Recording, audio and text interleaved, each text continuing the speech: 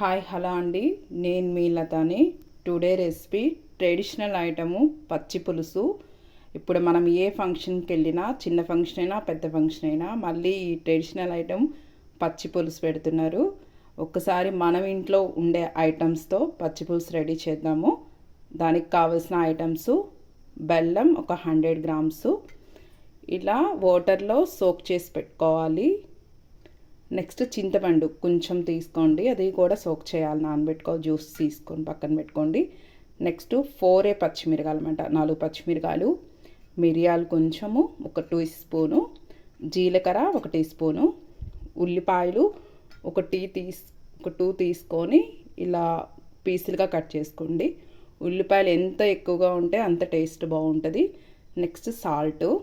దీనిలో అయితే నేను కారం యూజ్ చేయట్లేదు, ఓన్లీ పచ్చిమిర్చితోనే చేస్తానన్నమాట. చాలా బాగుంటుంది.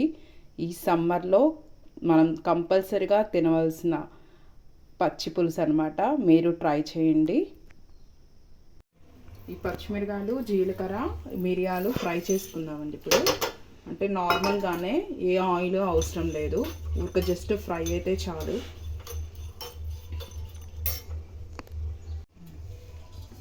బెల్లం కంప్లీట్గా ఇలా కరిగిపోయిందండి. నెక్స్ట్ ఈ చింతపండు జ్యూస్ వేసేసుకోండి దీనిలోనే. నెక్స్ట్ కొంచెం జీలకర్ర, నెక్స్ట్ ఈ ఆనియన్స్ అనమాట కంప్లీట్గా వేసేసుకోండి.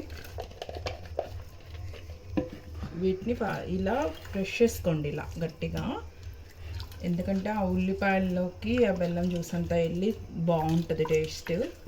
ఇలా గట్టిగా ఇలా అనుకోండి.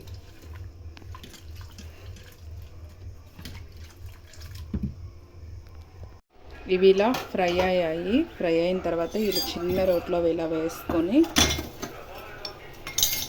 ఇలా మెత్తగా చేసుకోండి, పేస్ట్ లాగా. పేస్ట్ ఇలా రెడీ అయిపోయిందండి, దీనిలో వేసుకుందాము.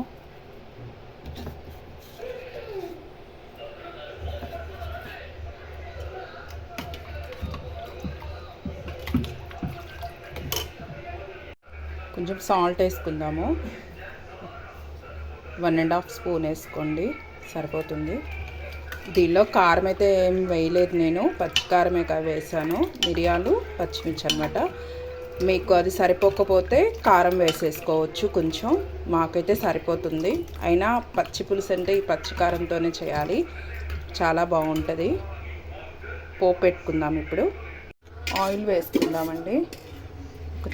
ఒక్క స్పూన్ సరిపోతుంది, ఎక్కువ ఆయిల్ కూడా అసలు అవసరం లేదు. ఇది హీట్ అయిన తర్వాత కొంచెం ఆవాలు,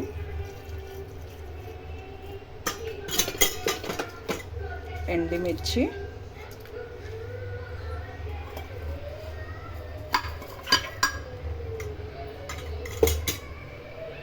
పోపు దినుసులు వేసుకుందాము.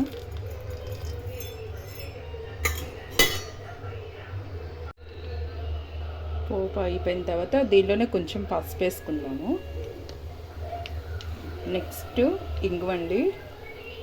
ఇంగువ అయితే కంపల్సరీగా బాగుంటుంది, ఆ ఫ్లేవర్ కానీ దానికి కొంచెం వేసుకోండి, సరిపోతుంది. నేనైతే కంపల్సరీగా ఇంగువ యూజ్ చేస్తాను చారులో, పప్పుచారులో, ఇలా బాగుంటుంది అన్నమాట. ఇంకా ఫైనల్గా కరివేపాకు.